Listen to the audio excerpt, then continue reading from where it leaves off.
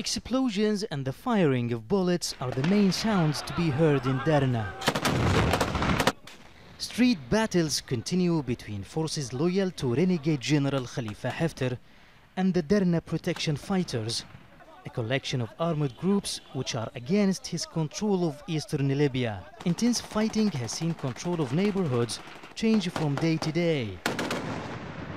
Haftar's forces, supported by the Egyptian and United Arab Emirates Air Forces, have seized several districts. Red Crescent staff in Derna say they found 9 unidentified bodies and buried them in a mass grave. The fighting has forced thousands of civilians to leave the city. Some fear revenge attacks if Derna falls. The Red Crescent says 1,800 families have been rescued during the last 3 days. Dozens of Libyans, including civilians, have been killed since Haftar stepped up the battle for Derna on May the 7th, following 2 years of siege.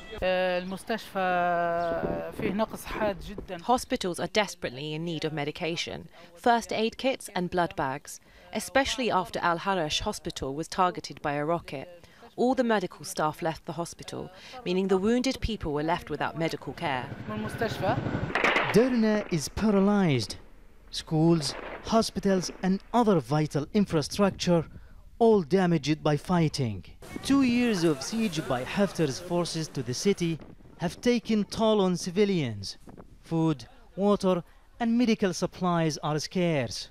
Haftar accuses fighters in Derna of being terrorists. They deny that and say they have defeated ISIL in the area. People fleeing Derna say they are fed up with war and want to return home as soon as possible, no matter who controls the city in the future.